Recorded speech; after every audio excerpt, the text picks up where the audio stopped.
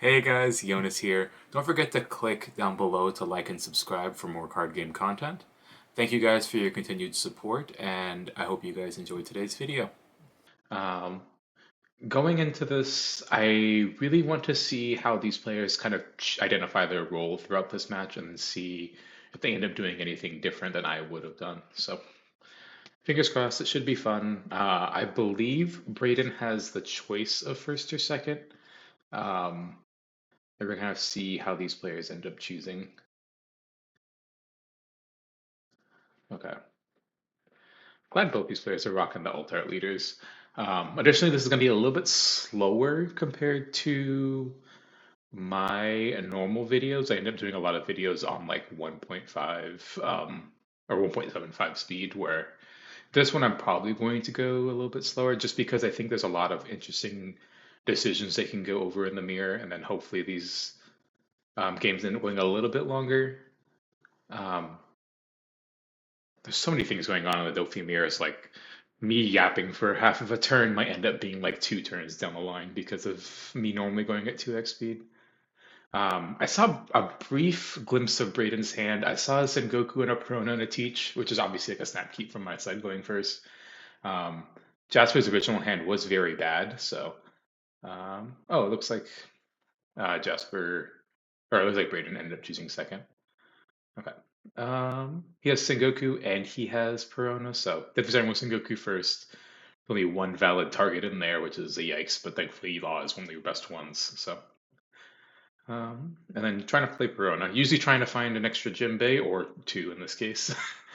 Three, Jesus. Okay. So usually when this happens, you have a very explosive start, um, and you tend to want to push your advantage with these Jimbeis. It depends how many Jimbeis Jasper has, but since Braden has these double body turns so frequently during the next couple turns, there's not going to be that much of a chance of Jasper ended up spiraling. Ooh, okay. Jasper's hand is poor enough that he had to just blind hit a law here.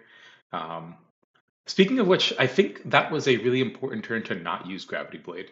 Um, that law was effectively going to die anyways. Leader ability is like so likely just to get rid of it immediately, so I would not use the Gravity Blade, save it for a later turn because this match can be a grind, and that extra like tempo initiative on like future turns on the line would be really important. Okay. Just bouncing Sengoku, replaying Sengoku, trying to get that extra value whenever you can. Um, does he want that third Jinbei that ended up being in that pile, or does he want to take something else? He chose to take a lot, so of those three Jinbeis, we're down to two. So not going to have super explosive draws, but we can still work with it for sure. Jasper's on a really bad start for like in this beginning first couple turns. I think if he doesn't find a teach specifically off this Jinbei, he's going to have to take a very, very slow start. Jinbei's not bad here though, so using that whenever you can is probably one of your best tools. Probably so without teach, you probably either just have to hope to blind flip, which is probably not great, or just Jinbei law and bounce probably the law of your opponents and just use that to good effect. Okay. Pitching the Perona there, especially if you have teach, is usually for the best. And then this is going to be a just Jinbei Law bouncing Goku. Probably bouncing Law. You never want to bounce Jinbei this early because you don't really want to give your opponent an opportunity to spiral out of the game. And Braden drew one of the cards you never really want to draw in the mirror, which is a perfume. Okay. So thankfully he's like relatively far ahead of his opponent with a perfume here, but it's never like a spectacularly good draw card to draw. Um, Looks like he's just gonna go 5 and 7. Um, Yep. Yep. Jinbei teach swinging 7 here, putting in probably law to return his opponent's law, and then bounce in Goku and replay it. Again, not a bad play. You got to have a bunch of extra characters here, and you're a very dominating position, to be completely honest. Okay. We get to see a little bit of like the differences in deck building because I think he has a the 4 cost 2K law in his in that search he's ending up taking. I'm not a huge fan of that 2K. I think it's much better to just like have other cards like Mihawk, but in this scenario, they're kind of all equally mediocre. Jasper's hand looks so bad here. When you don't have Teach, a lot of like non-counters end up rotting in your hand, like obviously Weevils, but even Boas can be relatively obnoxious. So Jasper correctly identifying he needs to find that Teach immediately. Um, Braden's hand is not looking spectacular though. His hand is effectively just a bunch of ways to slow the game down, which I don't think he wants to be doing. But from here, ooh, seven at life or at law. I think I would counter here a lot, just trying to make this game go a lot shorter. So I really like Braden countering there. But I would honestly be trying to do my best to make this game end like yesterday, if that was the case if I'm countering here. Because countering with two cards in general in a mirror as grindy as this one is going to be a waste of resources. So the fact that he is ending up getting out of these sevens means that he needs to try to use this in some way to close the game out. Okay, looks like he's gonna go. If he has four down up or two down up, he's probably just gonna go seven, put in Jinbei, bounce the Law, and then replay the Sengoku. Really trying. Jasper is in the back foot, so I think he needs to find as many Jinbeis as he possibly can to get all of these miserable Weevils out of his hand. Well, 2Ks at the very least can help, like, make sure he doesn't die to any of these crazy swings. Okay. But Braden's hand is very mediocre unless he just drew a Moria here. If he's drew a Moria here, he's in a good spot. It looked like one of the shiny ones, but he tends to get very small glimpses at his hand. Ooh, okay. I'm not a huge fan of swing and five here. I think when you have this much of an aggressive advantage, you should try to do as many sevens. But it looks like Braden's content with just grinding this game to a halt, which I think is interesting. Okay, looks like he wants to take either Moria or Weevil here. The Moria finds a more reliable body, which is probably going to be a Jinbei in his case. Um, but the Weevil is actually pretty obnoxious for Jasper to deal with as a 6K body. And since Jasper has been like over relying on laws to bounce his opponent's characters, a Weevil is not going to be that bad in terms of resource advantage. Oh, okay. Looks like he's content with just swinging seven at the Law here, putting in Law, bouncing Sengoku, and then bouncing the Teach. This plays only really makes sense if you're scared of exactly Gravity Blade. Like Gravity Blade trying to get that advantage back would be kind of obnoxious here, but um, bouncing the Teach going into nine if you don't expect the Gravity Blade is usually just like a relatively resource. It doesn't really make sense because especially if your opponent just like has Jozu, your opponent just go Jozu plus Teach and then use leader effect to put a 7K body in play. So you're not really pressing the advantage. I'm surprised Braden committed to trying to fight a board fight after this because this is giving Jasper a lot of opportunities to just like make this game go excruciatingly long. I would have probably done a lot more swings at board for seven or at life for seven, and then tried to close this game out a lot sooner. But since he started or initiated the Jozu fight, the game's going to be a lot more about Jozu. It's going to be a lot more 7Ks, these rested Jimbes and Laws. And it's making this game a lot grindier than I would have liked from Braden's perspective. Yeah, looks like it's going to be. You could also just like not put in. Oh, he has Jinbei Law or Jinbei Weevil. No, it has his Gris. Um, yeah, props to or Jasper, not Jaden, for getting all these really opportune moments to get these Weevils in play. He's like further cementing this game being about resources and not really about tempo. And Braden is kind of wafting between having to fight for board while also trying to keep up on resources. But honestly, whenever you're the person that gets to just like put in your weevils and not really care about what your opponent's doing, that's usually a much better side. Um, and you get to have a lot more resources accordingly. Braden continuing to do okay, at least it's five and then seven this turn. He's probably gonna do more Jozu stuff, so it's probably Sengoku, get a card. Ooh, okay. That's a Jinbei, but your board's already full at this point, so you don't really need a Jinbei. Um, it's probably either Law or Weevil if I was expecting, and he's just going to continue the Law grind. I don't mind it, but again, I think that like Jasper was in such a bad spot earlier in the game. We're slowly making this or allowing Jasper to grind back in. And in terms of resources, Jasper's like unbelievably ahead. Thankfully, Braden gets to swing seven at life here and put his opponent to two.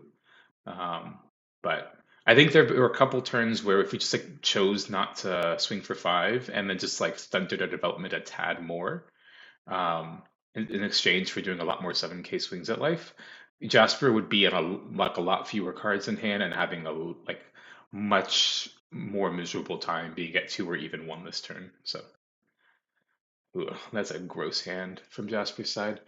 Um, Jasper, like, honestly is committing to the bit of just like, yeah, if my opponent has pudding, I'm probably losing this game. But thankfully, he's in this position where Braden's been lulled into attacking the board the entire time. And as long as Jasper can make this game about attrition, he's eventually going to overwhelm what Braden's doing.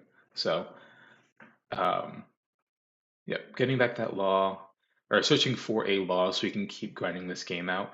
And he's either going to Gravity Blade here finally to get this really powerful turn of board clear, or he continue the Jozu fight. But I think I would just always Grav Blade here. Um, and then you can either swing 7 and replay Jozu if you go Jinbei Law, or you can just like swing 8 to like increase chance of a character dying. But I would just swing 7 after all that, because you're going to be so far ahead after this exchange. Yep, Gravity Blade. Probably the law. Honestly, it's I mean, different. Jozu's one of them, but oh, we chose the teach. Okay, that's interesting.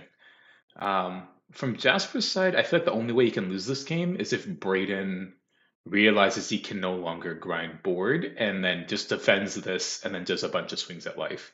That's what I would be concerned about. So I would probably just bottom a character. Um, but in this case, it seems like he just is committing to this law strategy. Honestly, I probably just bounce the teach if I was going to do this. But this is also fine. Yeah, Sengoku, trying to find a law, just continuing to try to make sure that Braden doesn't get too crazy of a board. As long as he has a law in the chamber, everything's fine. And Braden needs to make this game end yesterday. You just need to get some big swings at life. You have to ignore this rested Jinbei. Ideally, we find another teach here, which we ended up doing so, which is nice because we need that teach. Um, but I think like the swings at life need to be absurd. It has to just be like 7, 8 at life at the bare minimum, and just try to end this game, yes, like really quickly.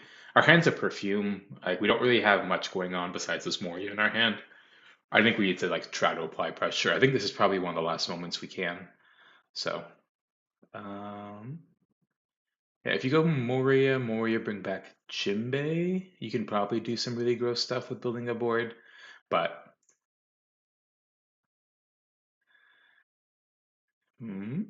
maybe.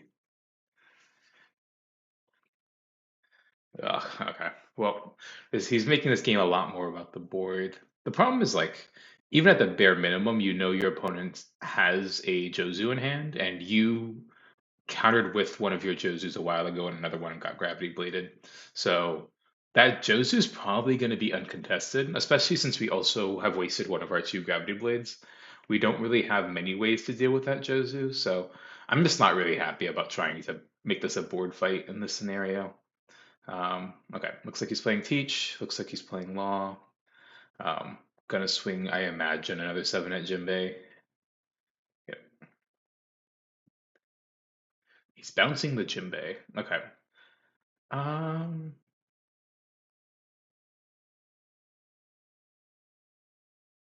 okay. What's the logic behind that? I guess it's kind of all fine. Like, no matter what, you're just going to have the characters in play. But if your opponent only has one attacker, it doesn't really make sense to like make sure that one of your characters is, or like one of the 2 of your characters is active.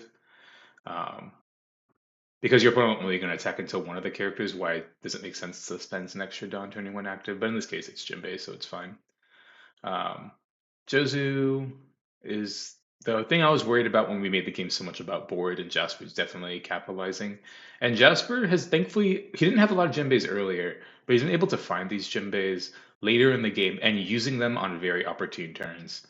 Um, whether it's been purely off happenstance or just the way he's been stacking his deck, that's props to him. But making sure that you have these Jinbei turns to always have a crazy board after you preserve your resources to defend or to not defend. It's usually like the dream. He has Jinbei and then Jinbei Law or Jinbei Weevil.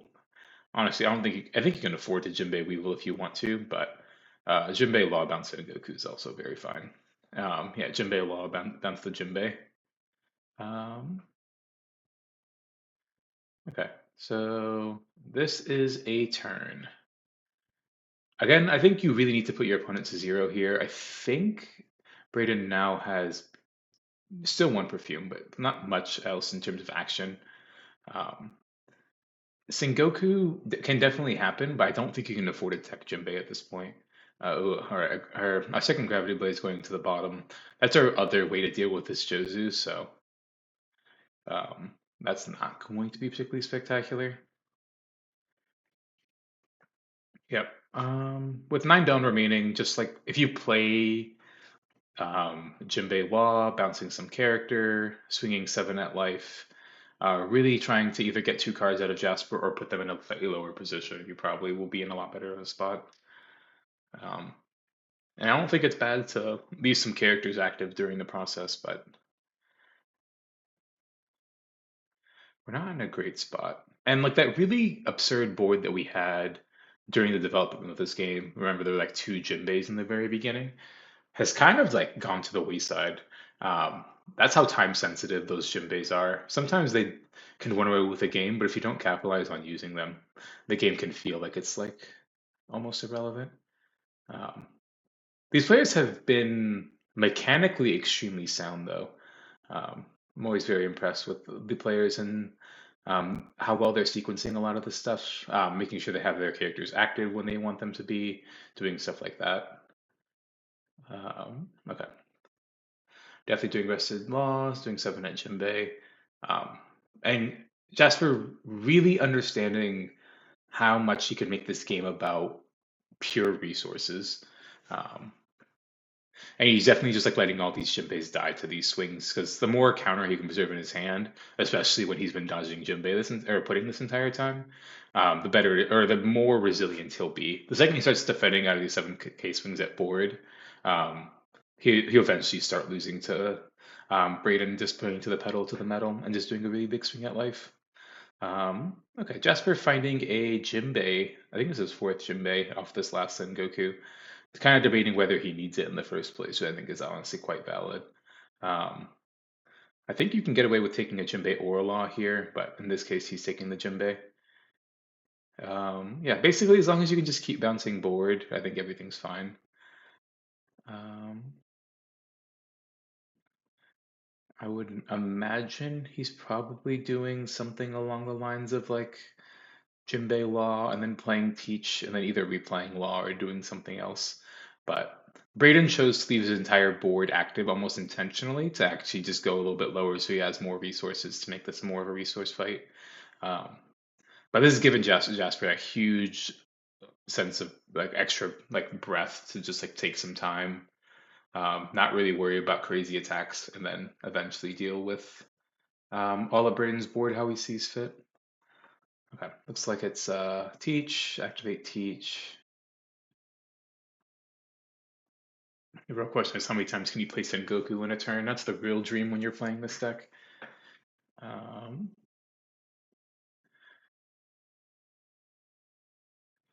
yep, teach effects, definitely putting Jinbei on top. Probably Jinbei lawing, bouncing. You can bounce Law or you can bounce Jinbei at this point. Braid is actually low resource enough that the Jinbei actually isn't that scary. I probably wouldn't bounce the Moria. Moria is probably the one I wouldn't bounce just because I don't want my opponent getting those extra bodies in play.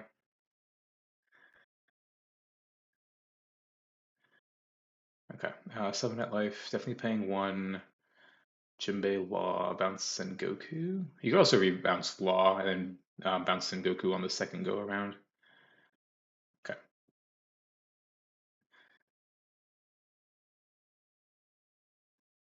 Yep, bounce Sengoku. You have 6 down to work with. You can just replace Sengoku this turn. Doing 7, bouncing the Law. Yep, that's good. Um, Braden kind of identifying he doesn't want to go to 2, which I think is reasonable, but this also feels really bad at the same time. Counting out of these like random sevens where they don't really gain you much initiative is like how a lot of these games can just end dangerously.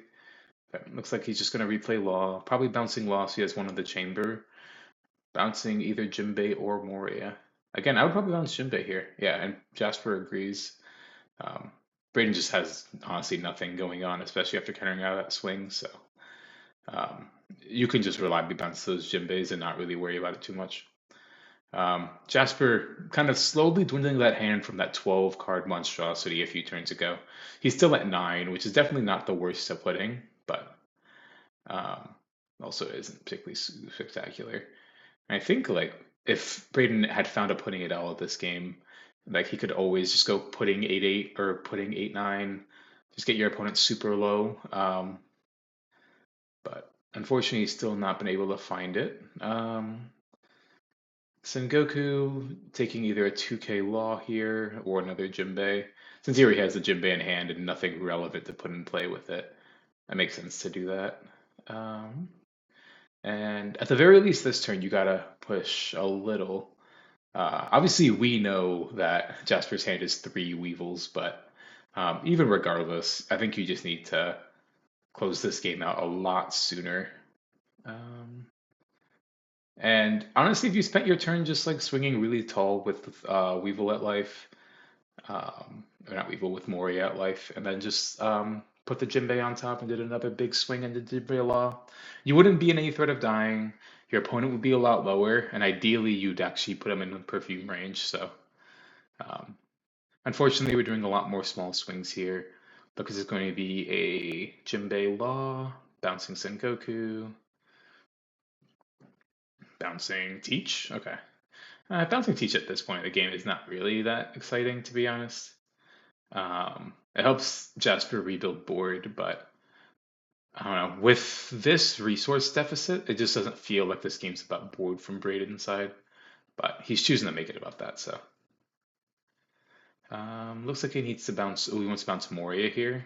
Just try to get extra cards that matter on board. That's reasonable. Jasper probably needs to end this game at some point. And I think it's not the worst position to end up countering when you're at 11 cards, especially when your opponent obviously leaves up 4 down. So I wouldn't mind countering here, just so you don't like fully spiral out of control if your opponent actually rebuilds board. Um, so yeah, 2/2s here is fine. He doesn't have any relevant 1Ks to pitch. He really wants that law in his hand. Really wants the Sengoku because that Sengoku resource accumulation is like one of the main ways to not fall out of cards. It's honestly one of the most absurd parts about Dofi.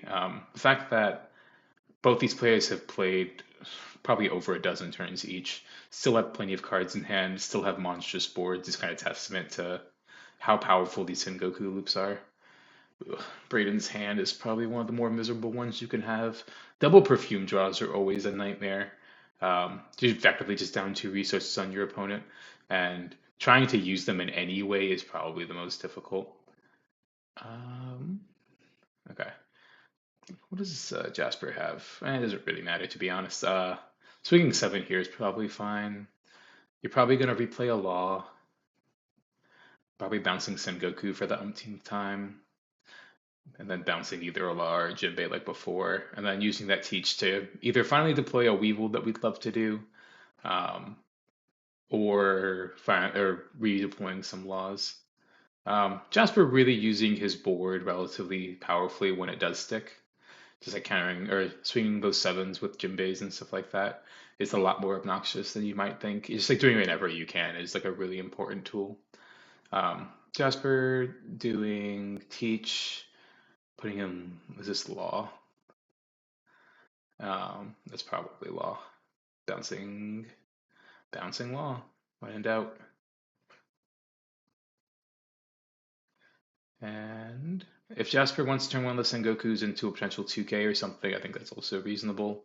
Or you can just replay Law and bounce another character because, as I mentioned before, Jasper's only real way to lose this game is if Braden sticks too many characters and tries to push for too many cards out of hand. So, yep, he's going to continue to bounce board.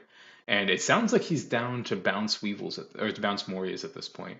It seems like he thinks he's far enough ahead that even if Braden does get those extra resources, he's just ahead enough on resources, ahead enough on board. He doesn't really care if Braden does things involving Moria. I like that from his side. Um, it's definitely a calculated risk, and sometimes it can backfire because it might get Braden back into this game. But as it is right now, I'm really liking Jasper's goals in a lot of these turns.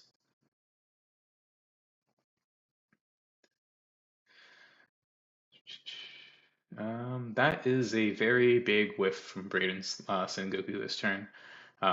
There's only like so many cards that are relevant here. It's basically just like Jinbei's Laws, Weevils, and Moria's like the only like premium cards that Brayden can find, and he's been through a lot of it. So, um, and yeah, I think Brayden needs to push. If he just does like some really big swings at life, he might be able to get his opponent low enough and be able to survive one turn that he can win the game with something like femur or double femur. Um, oh, he has definitely plenty of cards to make this game more about that. But um, when you kind of spend all of your turns doing turns like this, you slowly end up getting ground out of resources. And the fact that he can't bring back scarier cards like Teaches, like more Jinbeis, and it instead has to resort to bringing back a 2K, it doesn't feel nearly as powerful. And Brayden, again, kind of choosing to prioritize bouncing the Teach over like the relevant 5K bodies. Um, I think this game's past development and more so about attrition. And I just feel like you really don't want to like let these characters live from Brayden's side. So I would just much rather bounce these laws than end up bouncing something like Teach. Obviously, if your opponent doesn't have a second law, it's spectacular, but I think these players are confident enough that they are perfectly fine with it. And Brayden just replaying law and no, choosing to bounce law anyways. Okay. Um, yep. Brayden's slowly trying to find any inch board wise to try to win. But unfortunately, Jasper drew a great card. The second Gravity Blade here is probably absurd. Since we're mostly at parity in terms of board presence, this Gravity Blade is just going to be obscenely overwhelming here. Um, and it unfortunately taxes all of our duns, so we do have to swing 7, but or swing 5 with Jinbei. But swinging 5, then swinging 7 at Jinbei, and then going Teach Gravity Blade is definitely gonna be the nail in the coffin for Brayden. Jasper is going to have at least 3 characters, if not 4, if he has a Jinbei in hand, and then Brayden's gonna have a Soul Teach. So this game is definitely over from my perspective, just because this game like there's no real angle of attack for Brayden. Jasper has too much life and too many cards in hand to actually reliably get your opponent low. Um, our clock from the Braden's perspective is like we're almost always dying next turn, if not the turn after. Um, and yeah, um, fortunately, Jasper was able to dodge a lot of puddings throughout the middling part of this game. I think that was Braden's main win condition was hopefully find a pudding, but it ended up not working out. And yeah. Brayden can do some law shenanigans, bounce some characters, attack them, but um, this game is almost impossible to win from Brayden's side. Unless Jasper's hand was something close to like all 2Ks, but unfortunately, Jasper's seen enough of his deck and played enough of his cards that his hand can't be all 2Ks, or all non-counters rather. So, yeah.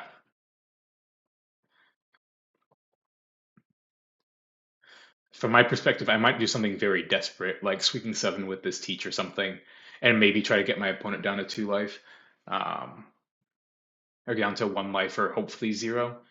But as it is right now, every turn is going to just be treading water compared to how powerful Jasper's board is. Um, I think there were a couple turns where you could have made there's a couple turns I identified before that you could have made the game a lot more about like being a race rather than being about um, board presence. But I think specifically after first Jasper's first gravity blade, you really need to keep up the pressure. Because like I mentioned, you know there's a Jozu in Jasper's hand, and you don't have a Jozu of your own. If you just keep making this game about board, you're just going to fall further and further behind. Um, but yeah, I think that's kind of the main takeaway. And Jaspers was masterfully able to just like almost always just barely tread water. This game would have been a lot scarier for Jasper if Brayden did end up going for board or going for life throughout the entire game, mostly because Jasper's been having like multiple weevils and a boa rod in his hand a large majority of the game. Um, but it would have been an interesting game nonetheless. And yeah, now all Jaden or Jasper has to do is just attack at life. Brayden probably wants to counter out of this because he doesn't want to go super low and like guarantee die next turn. But since he countered out of that, like Jasper can take this real slow. So, um, and yeah, you play Teach. Honestly, you can just keep going, play Law, bounce some characters. Um, You might not even have to swing at this Weevil. You can probably just bounce it with your laws. Just go Jinbei Law, bounce and Goku swing. Or you can just like bounce the Law and swing relatively large into this Weevil. I think it's all winning, to be completely candid with you guys. But um, play Teach. Activate Teach. Still with 7 down remaining.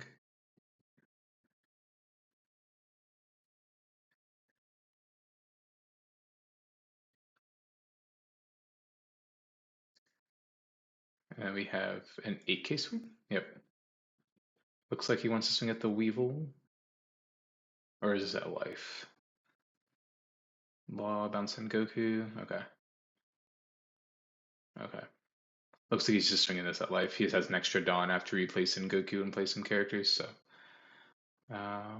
I think that's all reasonable. And then yeah, Brayden ended up taking that, replaying Sengoku, taking a Teach because you don't want the boa in your hand, you just want counter. Um, and you get to just play Law, replay Sengoku, and just get every single extra piece of card advantage. Ugh, this game's a clinic.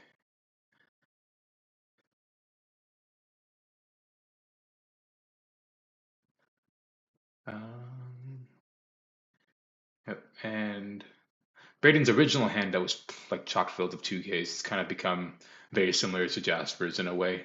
Double Weevil in hand, a couple 1Ks, double Perfume, like we mentioned before, and he almost never can survive from this turn. He's going to try to continue to clear board. Jasper can see the writing on the wall. Cards in hand don't matter as much anymore. Making this game about something else is nice. Brayden tries to do or make this game about Jinbei or about this Jozu again, but he does not have that life buffer that he wished he had to make this game go on a lot longer. And it looks like it's going to be Jinbei Law bounce another Law. Law is dead. But Jasper can continue doing the same old, same old. Okay. So yeah, I think you can just play Jozu here, bounce Jozu, and then continue making this fight about attrition. You don't have to ignore board. You're just so far ahead in terms of resources and in terms of board presence that is all fine. I believe Jasper still has a Jinbei in hand, so I think he should be fine there as well. Yeah. Oh, no Jinbeis. Plenty of Weevils though. I think that's all 4. So still a kind of funny game. And yeah, so you play some Goku. Just try to find anything with counter at this point. Speaking of cards with counter, we got a Mihawk. And then you can just swing an 8 at Jinbei or 8 at life. I think 8 is all the same. Um, I think I'd probably just swing the 8 at life. And then bounce the Jinbei since we still have a Law in our hand.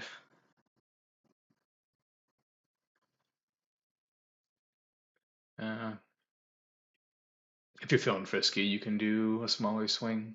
You can do the 9 and not replace Sengoku, which is probably better to get your opponent to 0 here. Um,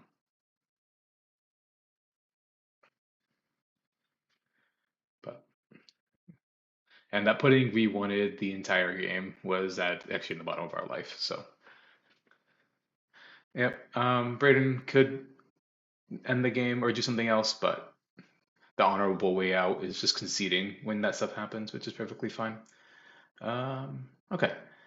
Yeah, I think that game kind of highlighted what um, resource battles in this matchup can look like, and then trying to figure out what the macro objectives are. I think Braden didn't correctly identify the game really needed to be about racing from his perspective. I know he was second, which is usually not the default first or second that you choose, or it's like a decision you choose when you're second. Usually, you just want to make the game about board, but since Jasper's start was just so anemic, you really should just try to find ways to capitalize on that. And turning that crazy board into just a bunch of seven swings at life was probably your best bet.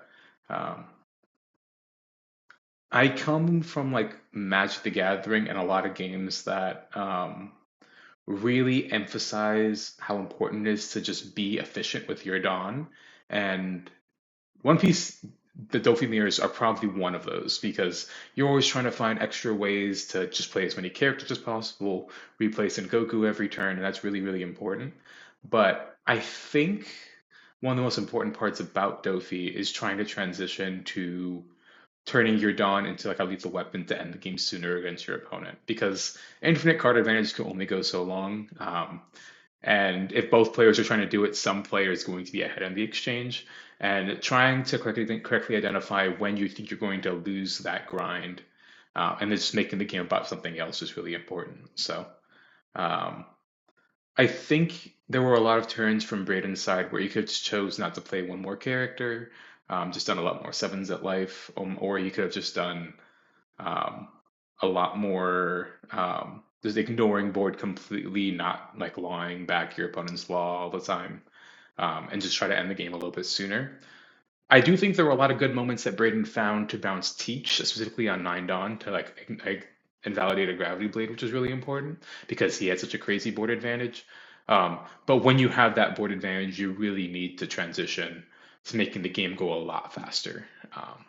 So hopefully this next game ends up looking or a little bit different in terms of what these players identify as their correct roles.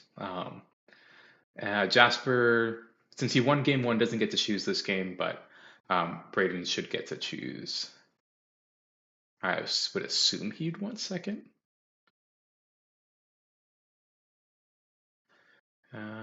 Jasper's hand looks nice. I saw at least a Jinbei, a Boa, and a Weevil. I'm not sure if I saw a Teach quite yet. I don't think there was one. But he has a Sengoku, which will, fingers crossed, end up finding one. So I really like Jasper's Keep. It's a bit speculative, and I think there are a lot of times where if you don't find a Teach and you get to be super duper explosive, it's super nice. But if you don't, but we'll figure out how that game goes from there. If he's first, the hand's a little bit like a more speculative now that I think about it, because since you don't have a Prona or a Teach, it can be a little bit dicey. But I think the power level of the hand is high enough that I think it's reasonable. So, oh, wait, he drew? Oh, he's going second. Weird. Braden chose to go first. Okay. I think it can be a dangerous spot to go first in this matchup. I think you can win a lot going first, but I think you should just tend to go second because it gives you a lot more options in terms of what you can do. So. Um, and speaking of options, I think Braden choosing to go first and just having to blind hit, even though he did hit a boa, really signifies how poor his hand is, especially after mulliganing. Speaking of poor, ouch, two events is a nightmare. Thankfully, he hit this boa, but this is not a good look, honestly. You probably have to or use leader ability and then put in law. But jeez. Yeah, this draw is like very, very bad from the Braden side. This is like slightly better than Jasper's last opening draw, but honestly not that much better. Um, I really hate playing Boa early. Not like Braden had a choice, but this is one of the main reasons why. It kind of gives your opponent the ability to just take a turn off. And okay, Sorry about that, guys. Quick ad break. Jumping right back in. I was just talking about how I don't really like playing Boa super early in this matchup, just because your opponent doesn't really have to deal with your character and attack into it a lot of the time. And otherwise, hands that didn't have Teach, like Jasper's hand, now gets to have a relatively slow, but in this case, actually quite powerful four-down turn of just playing Jinbei Law. And in a lot of situations, if Braden had a better start, that this four-down play would be unplayable, basically. All right, Braden, picking up where he left off, with unfortunately, thankfully, a much better play of Teach Law bouncing or Sengoku, Teach Law bouncing his Sengoku and bouncing the Law. Definitely getting this game a little bit much more about a race, which he really wants to do in this matchup. Um, Braden having to choose between second law or a Jimbei, but he quickly identifies that he needs a Jimbei like yesterday in this game.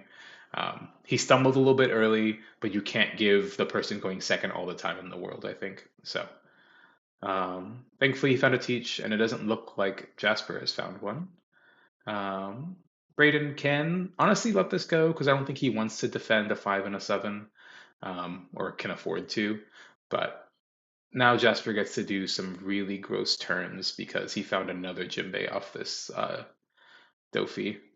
Ugh, this is a nightmare. And honestly, you could play Law if you want to and bounce this Teach to deny your opponent the ability to play Jozu. Um, or you can just cement your advantage further and just put a fourth character in play. And I think playing the fourth character when your opponent has none is much better than trying to prevent a Jozu in this kind of board. Um, Interestingly enough, if Braden was at 8 Dawn right here, it'd be very different, and I would sacrifice a Jinbei on board to get rid of the Teach just because of how scary a grab blade would be. But even if Braden has the best play here in Jozu, it's likely not enough. And it looks like Jasper similarly wants to end this game very soon. Okay. Braden ends up attacking board, and there is a Jinbei. Jinbei is going to be bouncing the Weevil, and Braden smelling blood from, or Jasper smelling blood from Braden's side is really going to make this game end very quickly. Does Jasper have the pudding here? Because I think that with Braden's hand, it's actually not the worst to end up putting him. Um, you have three characters or two characters that you started your turn off with. If you can find a teach here, which he ended up doing, you can. Oh, this is a nightmare.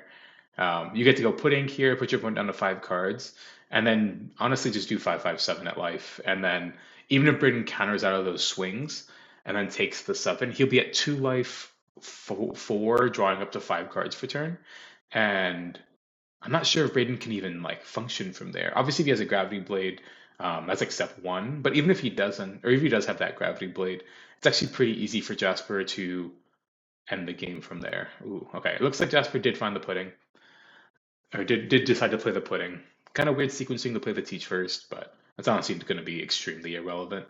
Um, Definitely want to activate this teach before you attack, just in case there are some Gravity Blade Raging Tiger triggers. I'm not even sure Braden could even afford to take a 5 though, so might not be the worst. So draw 5, activate teach effect, and it looks like there's a law. Braden unfortunately got putting into 2 non-counters. At least one's a Weevil, so he might be able to like grind with that, but um, it looks like he's gonna have to counter out 2 5k swings with 1 Jinbei, and then swing 7 playing a Law. Yeah, over the pudding. Don't really care about it right now. We really care about drawing those extra cards. Um, Jasper is in an unbelievably enviable position where he is so far ahead on board. Um, and is ahead on resources that he just even if even Braden can choose to gravity blade and get rid of the entire board, he doesn't even want to end the game. He just wants to keep grinding as much as he possibly can. So um, that's why he's choosing to bounce that Sengoku. I assume he just wants the extra card advantage and doesn't really want to deny himself that Sengoku loop that's so powerful on these Tendon turns. Braden in such a bad spot, he just has to bottom or I presumably has to bottom a bunch of laws and Sengokus. That just doesn't seem nearly good enough in this spot. Um, Law effect is probably at its worst in the mirror because even though every player has 6 cards in hand plus a lot of the time, the worst card in hand is so easy to get rid of. It's almost always a perfume or your second boa you just want to throw away anyways. So, um, looks like Braden's choosing to activate, put a law on top. Definitely getting a 8K swing somewhere. Continuing to do that board. Braden doesn't have the resources to keep fighting for board, and he barely has enough resources to survive a couple turns. I admittedly would just be doing these 8s at life. You have a Jozu in play. The only way you're winning this game is trying to end the game soon. So um, I think I would just be doing these swings at life and not trying to slow this game down. Jasper has like probably 5+ cards on you, and despite the fact that you have a better board, it's pretty easy to to kind of attrition you out of resources from this spot. Okay. Jasper taking a 2K, kind of slowly filling up that hand because he has plenty of action. I wonder if Jasper is willing to pivot to doing a large swing at this Jozu. He has a law. Does he have a Jinbei? If he has Jinbei law, I probably would just 11 this Jozu.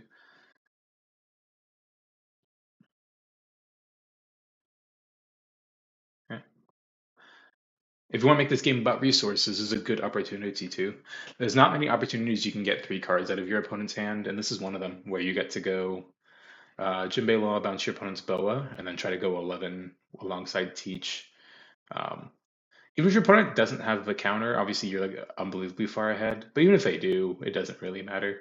Um, because Jasper, assuming since he has second Jinbei, he just gets to go Jinbei Law, Jinbei Weevil, get 3 cards out of your opponent's hand, and still just have 4 characters to your opponent's one. Even though one's a Jozu, it just doesn't really matter when it's this big of a disparity.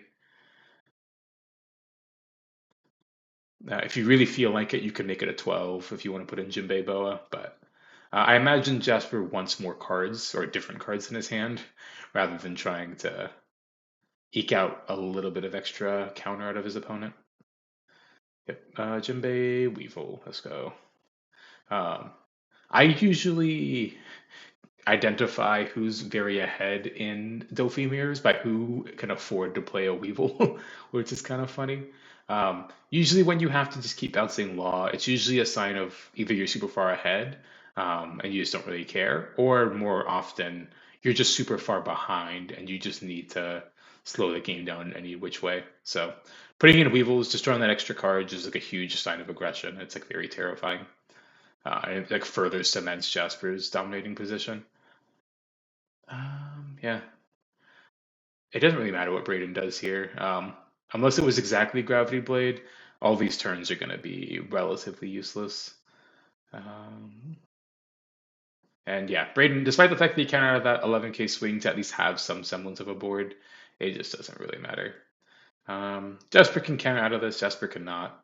I think it's kind of indifferent, but if you counter out of this, you get to leave yourself at 3 this turn, so um, you buy yourself a little bit more time. And yeah, Braden can go Moria, bring back Jinbei, Jinbei, Boa, put in Weevil, swing 8. Um, I guess the Jinbei is kind of irrelevant with your board, but you can just go Boa, put mostly irrelevant cards on the bottom. I mean, 2Ks are nice here because you probably just need 2Ks. And you're probably just putting Weevil on top so you can draw one, but um, again, this just does not feel good.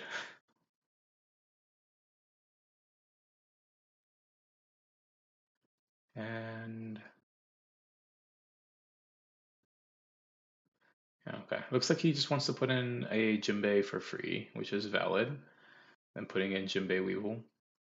What's he gonna do with the remaining Dawn? Is that Teach getting in there?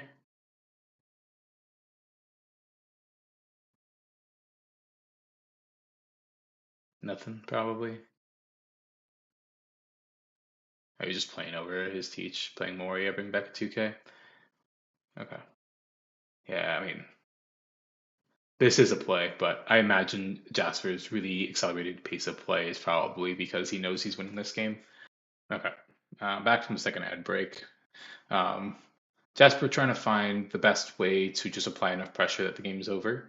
Um, a 6K swing, honestly, is so terrifying because like you just know your opponent has a law here and wants to bounce their other law. So six at a random character on board just to kind of dwindle the resources is fine. And then he's playing he's Jozu. Well, that's even worse. Okay. So Jozu bounce Jozu, probably bounce your law, and then use Teach Effect to replay it. Means that Braden's board of what was originally a very terrifying situation is just going to be two characters and leader. So as long as Jasper just has two 2Ks and a 1K to defend, or I guess only two 2Ks, just so you can defend from 899. Jasper can't die here, and then I think that Braden's almost always dead these next two turns. Yep, and it looks like you can go 6 at life, which is fine, and then just go 7 at life.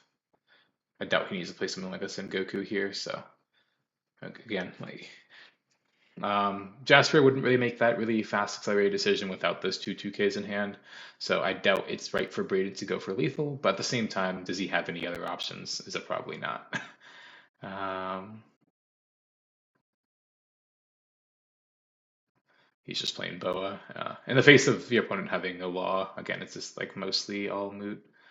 Um, Even playing double Boa here and trying to just do 8 at a character or like 577 is just not going to be enough. So, yeah.